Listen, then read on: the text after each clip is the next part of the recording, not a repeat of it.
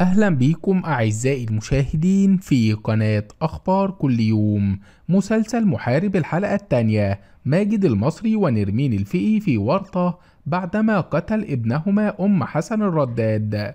دخل الفنان ماجد المصري في الحلقة التانية من مسلسل محارب في ورطة بعدما أن قام ابنه بقتل عفاف شعيب بسيارته أمام صوان فرح ابنها حسن الرداد، وتشاجر مع زوجته نرمين الفقي في التليفون وقال لها: ادي اللي اخدناه من الشهرة يا هانم. فردت عليه: ابني مش هسيبه يا عزازي.